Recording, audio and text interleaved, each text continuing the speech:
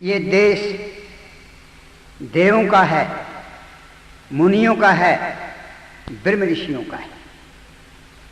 लेकिन इसमें बड़े बड़े ऋषि हुए हैं, बड़े बड़े देवता हुए हैं, बड़े बड़े मुनि और ऊंच कोटि के विद्वान हुए और बड़े दार्शनिक हुए। तो वे सब आत्मज्ञानी थे। एक समय महाराजा जनक ने 88,000 ऋषियों की अटकौशल बुलाई और उसके अंदर एक फैसला किया गया कि आज के शास्त्र अर्थ में जो विजेता होगा पारितोषिक में उसको 1,000 गौ मिलेंगे और 1,000 गौ जिनके सिर के ऊपर एक शेर या 1 किलो सोना उसकी सिंगा के ऊपर होगा। ये फैसला राजा जनक ने करके और बाकी सभासद बैठे थे, उनके अंदर घोषणा की कि आज ये इनाम मिलेगा और आज हम देखेंगे आन करके ब्रह्म ज्ञानी कौन है और कौन आन करके लेकिन ब्रह्म के ज्ञान में विचरण आ रहा है। तो ये बात उसने रखी। उस जम घट के बीच उस जमाने का बहुत बड़ा ऋषि याज्ञवल्क्य था। याज्ञवल्क्य जब वहां पर आया उसने लेकिन बहुत बड़े विद्वान बैठे देखे, सभासदों के बीच में खड़ा होकर कहा कि ब्रह्मचारियों इन गौओं को हाँक लो। पंडित दल चिल्लाया कि नहीं हाँक सकता। क्यों? कि शास्त्र अर्थ करेंगे। गौ को वो हाँकेगा जो शास्त्र अर्थ का विजेता होगा। आपने शास्त्र अर्थ किया नहीं तो पहले कह दिया गौओं को हाँक ले, नहीं हाँकेगा। तो याज्ञवल्क्य ऋषि ने कहा कि हमारे गुरुकुल में दूध की कमी है और तुम्हारा शास्त्र अर्थ होगा, उसको भी देखा जाएगा। तो ये बात कहे के पंडितों का शास्त्र अर्थ छिड़ गया और छिड़ने के बाद में एक एक पंडित हार रहा था, परास्त हो रहा था और पिछड़ रहा था। लेकिन इस बुरी दिशा को देख के बख्तुन की पुत्री गार्गी उस सभा के बीच खड़ी हुई और खड़े होकर उसने एक घोषणा पंडितों के सामने करी कि हे पंडितों, मैं इसको एक प्रश्न पूछती हूं, अगर ये मेरे प्रश्न का जवाब दे गया तो बाकी तुम नमस्ते करके छूट जाना, नहीं तो आने करके लेकिन जीत की बात ना सुनना, भाई जीत भी चकाम्या। तो उस वक्त याज्ञवल्क्य के सामने खड़े होकर गार्गी ने कहा कि हे याज्ञवल्क्य, मैं अपने धनुष बाण लेकर खड़ी हुई हूं, लेकिन आप मेरे शस्त्र रोकण के लिए तैयार हो। तो याज्ञवल्क्य ने कहा कि हे गार्गी, मैं तैयार हूं, आप अपने शस्त्रों को छोड़ो। तो गार्गी ने कहा कि संसार किसमें ओतप्रोत है। ओतप्रोत के अर्थ के किससे पैदा है और किसमें मिल गया। तो लेकिन ये याज्ञवल्क्य ऋषि ने कहा कि भूमंडल में, और ये भूमंडल किसमें ओतप्रोत है? जल में। और जल किसमें ओतप्रोत है? अग्नि में। और अग्नि किसमें ओतप्रोत है? हवा में। और हवा किसमें ओतप्रोत है? आकाश में। आकाश किसमें ओतप्रोत है? ब्रह्म में। और ब्रह्म किसमें ओतप्रोत है? याज्ञवल्क्य ऋषि भड़क उठे, ए लड़की, इसका आगे मत बोलिए, लेकिन तेरा सिर टूट के जमीन पे गिर जाएगा। तो वह बात पूछ रही है जो न पूछने आई। ब्रह्म से आगे कोई हद नहीं, ब्रह्म से आगे कोई प्रकाश नहीं, ब्रह्म से आगे कोई ज्ञान नहीं, ब्रह्म से आगे कोई ताकत नहीं, ब्रह्म से आगे कोई सीमा नहीं, लेकिन तू ब्रह्म से आगे की बात पूछ रही है। वेदों का नेति नेति नेति कर वेद पुकारे, हे परमात्मा तेरा कोई अंत नहीं, हे प्रभु तेरा कोई अंत नहीं है, हे ईश्वर तेरा कोई अंत नहीं। जब उसका अंत से वेदों ने इनकार कर दिया, हे गार्गी, क्या तुम उसका अंत लेना चाहती है? तो इस बात को देख के आने करके उस दंते मित्रों मतलब नहीं क्या हुआ कि मतलब नहीं नाम ब्रह्मवादिनी पड़ा और याज्ञवल्क्य का नाम ब्रह्मवेता पड़ा। ब्रह्मवादिनी कहते हैं जो वाद विवाद करे ब्रह्म के ऊपर, और ब्रह्मवेता उसको कहते हैं जो ब्रह्म का खुलासा करे, उसको खोल कर सुनाए। हमारे देश के अंदर इतने इतने बड़े ऋषि हुए, इतने इतने महान आत्मा हुए, जिससे आकर के ये देश सारे विश्व का गुरु था और विश्व के अंदर ये कहते थे कि बयान करके हमने लेकिन गुरु चाहिए तो भारत में चाहिए, भारत से चाहिए। जब सिकंदर ने इस देश पर आक्रमण करने की तैयारी करके गुरु से विदाई मांगी तो उसने कहा, गुरुदेव मैं भारत को विजय करूंगा, भारत से बोल आपके लिए क्या चीज ले आऊं। उसके गुरु ने कहा, रे बेटा भारत के दरवाजे पर सिंह गरजे हैं, पहले तो वैसे तेरे से परास्त होने वाले नहीं, हार मानने वाले नहीं। अगर किसी छल से तू जीत भी जावे, लेकिन भारत से एक ब्रह्म ज्ञानी गुरु ले आइए जिससे मैं ब्रह्म ज्ञान सुनकर मुक्ति को प्राप्त हो जाऊं। इस देश के अंदर इतने बड़े बड़े ऋषि हुए तो दूसरी एक बात वो है राजा जनक की। जब राजा जनक की सभा में कौन अष्टावक्र गया, अष्टावक्र गया तो उस वक्त उसके गात में देखा था तो 8 बंग थे। उसके कूब को देख के, उसके करूप को देख के, उसकी चाल ढाल को देख के और उसको आने करके देखते ही जितने सभासद बैठे थे सब खेल पड़े, सबकी हंसी छूट गई। तो राजा जनक का प्रश्न था तो उस प्रश्न खोलने के लिए गा था। प्रश्न क्या था कि भाई आने करके मैं रात्रि के बीच में सो गया और बाकी लेकिन मैं जिस वक्त रात ने भूख लगी और खाने के लिए कुछ नहीं मिला, पाइया चावल मांग के लाए और वो पतीली में चढ़ाए, खाकर गुड़ पड़े हुए आने करके ठोकरा में लग गया। तो मैं रात ने बहुत रोया। जब मेरी निद्रा खुली तो जिस वक्त जागृत की अवस्था में आया, पील सोत जगह हैं, हीरे मोती समाचम करे हैं और खजाने भरे हुए हैं। मैंने कहा भाई ओ साचक या साच, लेकर वो धनमाया तो साच रहा तो रोता क्यों फिरा और रोया जे फिर ये क्यों है। तो ये प्रश्न था उसका। प्रश्न के लिए उसने सबको निमंत्रण दिया था, जो ये मेरे प्रश्न को खोलेगा वो मेरा गुरु बनेगा। तो उस वक्त अष्टावक्र उसकी सभा के अंदर गया और उसके ढंग को देख के, उसके कूप को देख के राजा मुस्कुरार, सभासद मतलब इन्हीं हंसी का फवारा छूट गया। तो उससे कहा कि हे ऋषि मेरे प्रश्न का तो जवाब देगा, मेरे प्रश्न को खोलेगा। वो नहीं बोला। क्या आप बोले क्यों? उसने कहा मैं सोचा था राजा जनक की सभा मिलेगी बड़े बड़े समझदारों की और 14 चौकस करी परीक्षा पाई सभा गवारा। उसने कहा महाराज यहाँ तो बड़े बड़े बुद्धिमान और बड़े बड़े विद्वान और बड़े बड़े योगी बैठे से, आपने गवार कैसे कह दिया? उसने कहा महाराज बिना कारण के ही लेकिन वैसे खिलखिला उठे, ये कोई अच्छी बात नहीं। उसने कहा महाराज आपके शरीर टेढ़ा मेढ़ा है, इस टेढ़े मेढ़े शरीर को देखकर सबको हंसी आई। तो अष्टावक्र ने कहा कि यही तो तुम्हारी मूर्खता है। हे राजन आकाश, वायु, अग्नि, जल, पृथ्वी ये पंचभूत हैं। पंचभूतों का ये मेरा शरीर बना हुआ है और पंचभूतों का सकल संसार बना हुआ है। हे राजन जैसे पंचभूति ये मेरा शरीर टेढ़ा, फिर इसमें निर्मल आत्मा टेढ़ा। हे राजन जैसे ईख गन्ना टेढ़ा और मेरा इसमें निर्मल रस टेढ़ा नहीं, हे राजन इसी कारण से पंचभूति शरीर टेढ़ा, फिर इसमें निर्मल आत्मा टेढ़ा। हे राजन जैसे नदी टेढ़ी उसका निर्मल जल टेढ़ा नहीं, हे राजन इसी कारण से पंचभूति शरीर टेढ़ा, फिर इसमें निर्मल आत्मा टेढ़ा है। हे राजन इस देह दृष्टि को छोड़ के तुम आत्मदर्शी बनो। आप बड़े बड़े ब्रह्मज्ञानी बैठे हैं, आप बड़े बड़े विद्वान बैठे हैं, लेकिन ये कहाँ की विद्वता है जब आपने आत्मिक ज्ञान नहीं है, उस परमात्मा का ज्ञान नहीं है। लेकिन आप फिर कहते हैं कि यहाँ बड़े बड़े ब्रह्मज्ञानी बैठे। आप प्रकृति के अंदर ही ब्रह्म ज्ञान को ढाल चुके, प्रकृति को ही आप ब्रह्म माने बैठे।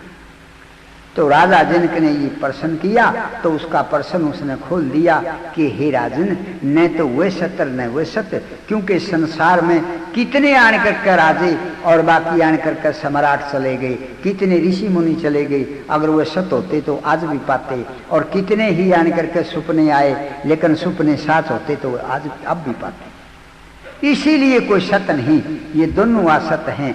और बाकी उसने कहा राजा जनक ने कि महाराज लोग समाधि अवस्था की तरफ पहुंचते हैं, और बाकी बात यह है कि समाधि आप मेरी लगवा सकते हैं। उसने कहा हे राजन लेकिन घोड़े के पेड़े पर पैर धरकर ऊपर छलांग मारे इतनी देर में आने कर आपकी समाधि लगा सकता हूं। तो ये बात कही तो उस वक्त उसने कहा अच्छा महाराज समाधि लगाओ। तो कहा कि आप बाग पकड़ो घोड़े की और पैरे पर पैर रखो, पर मैं जिस वक्त कहूं तो उस वक्त घोड़े पर चढ़ना, इतने यूं करो काम कि बाह्य वृत्ति को छोड़कर अंदर की ओर झांको और अंदर की तरफ देखो, लेकिन बाहर की प्रकृति के विकारों को छोड़ के। और राजा जी ने घोड़े की बाग पकड़ के और अंदर की वृत्ति की तरफ जाक्या तो अंतर ध्यान हो गया। तो उसने आन करके अपनी झट समाधि लाई, आत्मा के अंदर आन करके परमात्मा दर्शा, उसका प्रकाश दर्शा और बाकी आन करके समाधि में मुग्ध हो गया। ओ गुरु ऐसे दर से नैया में नदिए बहैया, ओ गुरु ऐसे दर से नैया में नदिए बहैया, ओ गुरु ऐसे दर से नैया में नदिए बहैया। लेकिन शास्त्र का सूत्र है कि पूर्वे समय आमपि गुरु काले नानुच्छेदात, ब्रह्मा से लेके आज जामनी पर्यंत जितने गुरु हुए सब काल को फने कर दिए और आज गुरु बने बैठे सुनने काल फने कर देगा। ओ परमात्मा गुरुओं का गुरु है, ओ परमात्मा पिताओं का पिता है, ओ परमात्मा सम्राटों का सम्राट है, ओ परमात्मा दाताओं का दाता है। मित्रों, जिसको हम गुरु मानते हैं देहधारी को, उसकी आज्ञा को मानना, उसके वचन को मानना, उसकी सेवा करना, लेकिन स्मरण करना तो परमात्मा का है, क्योंकि वो गुरुओं का गुरु भीतर बैठा हुआ ही ज्ञान दे रहा है। कि जैसे चारों वेदों की उत्पत्ति हुई, अंगीरा, वायु, आदित्य, अगन, 4 ऋषि थे। 4 ऋषियों की आत्मा पर वेद प्रकट हुए, वो किसी के पास पढ़ने नहीं गए, लेकिन परमात्मा ने भीतर बैठे ही उनको ज्ञान दे दिया, ज्ञान दे दिया। क्योंकि सृष्टि 2 प्रकार की है, एक मैथुनी सृष्टि, एक अमैथुनी सृष्टि। जो पहली सृष्टि होती है उसमें बिना बोए अन्न होते हैं, बिना माँ बापों के आन करके नौजवान लड़के लड़की होते हैं, और बिना ही आन करके बीज के वृक्ष होते हैं। इसी प्रकार के बिना ही गुरु का आन करके ज्ञान से वेद प्रकट हुए ऋषियों की आत्मा पर, और उन वेदों का जो ज्ञान है वो सारे संसार में फैला हुआ है। जिस किताब के अंदर है, जिस आनकर कार्स ग्रंथ के अंदर है, जैसे उपनिषद लेकिन ब्रह्म ज्ञान के भरे हुए हैं, वो सब वेदों का ज्ञान है। इसीलिए पूर्वे शामपि गुरु काले नानुच्छेदात, ओ परमात्मा गुरुओं का गुरु है और हमारे भीतर बैठा है। इसलिए हमारा देश आस्तिक है, उस परमात्मा को मानने वाला है कि कृत घनो पातक न निष्क्रिय, क्योंकि उस परमात्मा को न मानना, उसकी स्तुति प्रार्थना उपासना न करना, और कृत घनता का पाप लगता है। कृत घन कहते हैं क्यों, जिसके करे उपकार को ना मानना उसने कृत घन कहते हैं। तो परमात्मा ने हमारे से क्या उपकार किया कि मित्रों, जैसे पैर दिए तो पृथ्वी दी, नेत्र दिए तो सूर्य दिया, कान दी तो दिशा दी, नाक दी तो हवा दी, जीभ दी तो जल दिया, मुख दिया तो अन्न दिया, हाथ दिए तो काम दिया। उस परमात्मा की कितनी महती कृपा है, कितना सुंदर सुडोल शरीर बनाकर हमारे लिए दिया, जिसमें आडों का जोड़, नाड़ियों का बंधन, मांस का लेपन, चमड़ी का ढक्कन, कितना सुंदर शरीर बनाया। उसको बना के दिया। अनेक हमारे लिए परमात्मा ने फल फ्रूट, बाग बगीचे, अनेक प्रकार की सब्जियां तरकारियां सब बना के दी हैं। उस परमात्मा के हम नाम को भूल जाएं तो किसी का कहना कि कृत घनो पातक ने निष्क्रिय, कृत घनता का पाप भोगना पड़ेगा, छूटे नहींगा। कृत घन उसने कहते हैं जो किसी के करे उपकार को ना माने। उस परमात्मा का कितना बड़ा करके उपकार है, हम उसको ना माना तो हमने कृत घनता का पाप लगा। एक तो पाप लग गया और एक हमारी हानि हुई कि हम परमात्मा के सनिधा निकट चले जाएंगे, उसके गुणों के नजदीक चले जाएंगे, तो फिर क्या होगा कि हमारी मुक्ति हो जाएगी। और परमात्मा की स्तुति प्रार्थना उपासना हम नहीं करेंगे, समाधि सत होकर हम उसके पास नहीं पहुंचेंगे, हम लेकिन उस मुक्ति से वंचित रह जाएंगे और संसार के अंदर जन्मते और मरते रहेंगे। जन्मते और मरते रहेंगे। उसके लिए दो स्थान रहेंगे जन्म मरनाड़ा के लिए, या तो माँ के गर्भ में और या मौत के मुख में, या माँ के गर्भ में और या मौत के मुख में। वो तीन ताप जब छूटेंगे जिस वक्त आन करके इसकी मुक्ति हो जाएगी। मुक्ति ही इलाज बताया तीन ताप के रोग का। तो तीन ताप का रोग है मित्रों, उसका इलाज मुक्ति है। लेकिन कपिल जी महाराज का पहला सूत्र है सांख्य शास्त्र का, अथय त्रिविध दुख अत्यंत निवृत्ति अत्यंत पुरुषार्थ। तीन प्रकार का जो दुख है उसकी अत्यंत निवृत्ति अत्यंत पुरुषार्थ के लिए होती है। उसकी मतलब लेनी अत्यंत निवृत्ति अत्यंत पुरुषार्थ। उसकी अत्यंत निवृत्ति के लिए दुखों को अत्यंत मिटाने के लिए उसके लिए अत्यंत पुरुषार्थ करना पड़ेगा। वो तीन तापों से है, आध्यात्मिक, आदि देविक, आदि भौतिक। आध्यात्मिक ताप है अपने मन का संतुलन बिगड़ जाना और शरीर का नश्वर हो जाना, वो आध्यात्मिक ताप है। और आदि भौतिक ताप इसको कहते हैं। लेकिन बहुत से दूसरों से युद्ध में मारा जाना, बिच्छू, भेड़, ततैया, दूसरे प्राणियों से हमने कष्ट पहुंचे, दुख पहुंचे, उसको आदि भौतिक ताप कहते हैं। आदि देविक ताप किसको कहते हैं?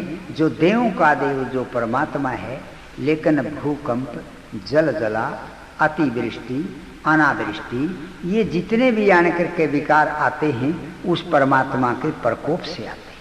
उस परमात्मा के आने करके लेकिन प्रकोप से, वो परमात्मा हमारे ऊपर प्रकोप कैसे करता है कि हम जब बुरा कर्म करते हैं, सती मूले तद विपाको जाति आयुर्भोगा।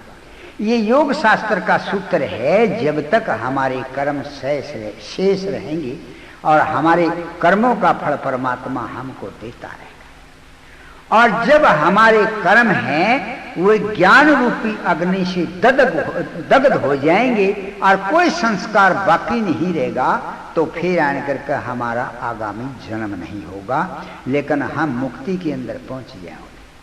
मुक्ति में फिर 31 नीलर 10 खरबर 40 अरब तक एक कल्प बन जाता है। इसका एक कल्प तक मुक्ति रहे के और मुक्ति से फिर यू लौट का अवसर। बहुत से लोग ये कहते हैं कि मुक्ति में जान के बाद नहीं लौटता, लेकिन मुक्ति को अत्यंत का से अनंत मिलता। अत्यंत के अर्थ है बहुत ज्यादा का है। इसको अनंत नहीं कहा।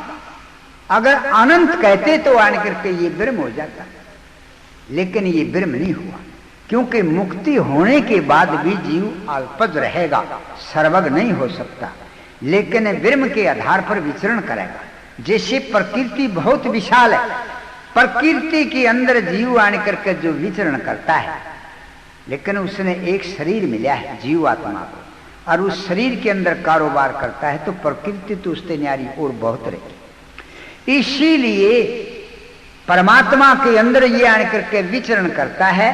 जहां भी ये जाता है, जिस लोक में जाना चाहता है, जिस तारा में जाना चाहता है, जिस उपग्रह में जाना चाहता है, तो वहीं चला जाता है और वही आनंद इसको ब्रह्म का आनंद प्राप्त होता है कि मित्रों। लेकिन मुक्ति से अगर लौट के ना आता तो ऋग्वेद का मंत्र क्यों कहता कि सैनो महा आदित्य पुनर्दात पितरम से दृश्यम मातरम से। शय मैंने वो परमात्मा, सैनो महाआदित्य, महाआदित्य कहते मुक्ति को, और पुनर्दात हम लौट का फेर देने के लिए। फिर क्या होगा कि माता पिता के आने करके दर्शन कराओगा, और दर्शन कराने के बाद में फिर हम आने करके शुभ कर्म प्राप्त करके बड़े विवेक विराग सटक संपत्ति मुमुक्ष हुए मुक्ति के 4 साधन प्राप्त करके हम फिर आने करके उस ब्रह्म को की प्राप्ति करेंगे। क्योंकि मुक्ति के अत्यंत विमोक्षो अपवर्ग, अत्यंत दुखों को मिटा देना, अत्यंत दुखों से दूर हो जाना, लेकिन अपवर्ग उसको मुक्ति कहते हैं। अपवर्ग नाम मुक्ति का। यहां भी अत्यंत शब्द आया, अनंत नहीं आया, अत्यंत आया है। अत्यंत का मैंने बहुत लंबा, अनंत नहीं। अनंत तो उसके कहते हैं कि जिसका कोई पारावार नहीं, जिसका कोई अंत नहीं पा सकता। मुक्ति की सीमा है। जब इसके शुभ कर्म थे, लेकिन 8 उपासना के अंग थे, लेकिन उनका अंत है उनकी सीमा है, तो ये लेकिन अनंत सीमा से रहित नहीं हो सकता। इसीलिए मित्रों, ये जीव आत्मा पता नहीं कितने कल्प तक आन करके पहले मुक्ति हो चुका है और कितने बार आन करके इसका बंधन हो चुका है। इसीलिए ब्रह्म की खोज करो और ब्रह्म की भक्ति करो, उस परमात्मा का चिंतन करो, उसकी शरण में जाओ, उसके बगैर आने करके सुख नहीं है। क्यों?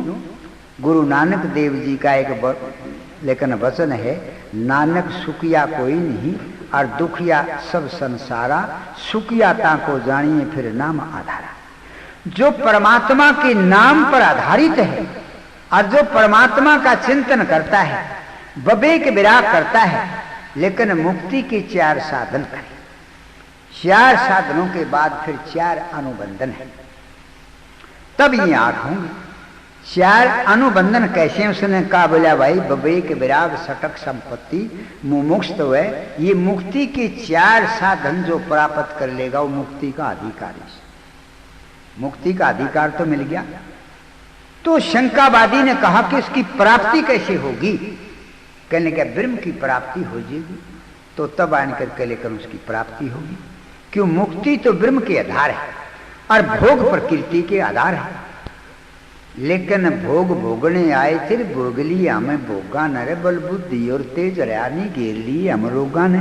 ये प्रकृति के भोग प्रकृति के आधार है और मुक्ति का जो आनंद है वो ब्रह्म के आधार है। लेकिन जिद ब्रह्म की प्राप्ति हो जाएगी तो तब आन करके लेकिन मुक्ति मिलेगी। तो शंकावादी ने कहा फिर प्राप्ति कैसे होगी? बोले विषय कैसे? कि जिस विषय का जो विषय होगा लेकिन वो विषय उसको अवश्य मिलेगा, वो विषय अवश्य मिलेगा। आसरा पकड़ो ब्रह्म कर हो के न लो लीन, और जैसे जल की धार को फिर पल भर तजे मीन। लेकिन जल की धार को मीन 1 सेकंड भी नहीं तजती, तजेगी तो मरेगी। इसीलिए जो ब्रह्म ज्ञानी है, ब्रह्म की प्राप्ति करता है, उठता बैठता जागता सोता हर वक्त ब्रह्म का चिंतन उसके अंदर बना हुआ रहता है, तब उसको ब्रह्म की प्राप्ति होगी। तो जब ब्रह्म की प्राप्ति तो होगी और बन गया काम, लेकिन फिर आगे क्या मतलब होगा? भले आगे प्रयोजन। फिर प्रयोजन किसको कहते हैं? लेकिन जिस काम के लिए वो लगा हुआ था, किसके लिए? मुक्ति के लिए। पहले उसने मुक्ति के 4 साधन करे और फिर उसने 4 फिर अनुबंधन करे, जो 8 उसने करे मुक्ति के लिए। जब ब्रह्म के आधार उसकी मुक्ति होगी तो उसका प्रयोजन सिद्ध हो गया, उसका प्रयोजन सिद्ध हो गया। जब उसका प्रयोजन सिद्ध हो गया तो फिर उसने आन करके बाकी करना कुछ नहीं रहा, क्योंकि उसके जो संस्कार थे, पैदा करने वाले, जन्म देने वाले इसके संस्कार होते। जब उसके प्रकृति के भोगों के संस्कार थे वे दग्ध हो गए। जैसे किसी दाना को अग्नि में फूंक दिया जाए, उसका जामन के जो वे तत्व थे वो भस्म हो जाते हैं, आगे उसको बो दिया जाता है तो फिर आने करके वो जन्म नहीं होता। लेकिन जितने दिन उसका फिर जन्म नहीं होता, फिर तो मुक्ति को प्राप्त हो गया, फिर जन्म कैसे हुआ?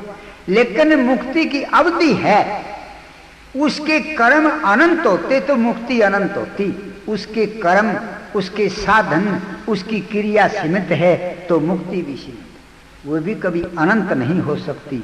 लेकिन अनंत तो जब हो, जब उसने अनंत काम करे हो, तो मुक्ति का शुरुआत, साधनों का शुरुआत तो कभी तो कराया है, और बीच में उसमें विघ्न और बाधा भी आती रहती है।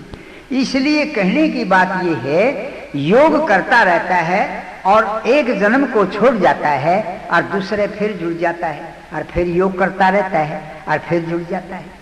तो इसीलिए जन्म जन्मांतर करता हुआ, लेकिन उस सिद्धि को, उस परम पद को, उस मुक्ति को जिद प्राप्त कर लेता है, वो उसमें एक कल्प तक वो बना रहता है, ब्रह्म के आधार पर रहता है, एक कल्प तक बना हुआ। और बनने के बाद में जब उसका कल्प पूरा हो जाता है तो फिर लौट का आता है। तो शंकावादी ने कहा भी लौट के तो आया, लेकिन लौटन के कर्म कहां किए उसने? मुक्ति छोड़ के आया तो लेकिन वो कर्म कौन से करे मुक्ति में, जिससे आने करके फिर वो लौट के आकर फिर शरीर धारण कर लिया। तो जब उसकी अवधि पूरी हो जाती है लेकिन अनायास अचानक उसके संस्कार उठ जाते हैं कि मैं भी इस संसार में जाके लेकिन जन्म लेके या राज करूं और भोगों को भोगूं, वे संस्कार जो उसके जाग जाते हैं वे संस्कार उसने जन्म की ओर ले आते। और जन्म की ओर लेने के बाद में कर्म कहाँ करे, फल कहाँ से मिलेगा?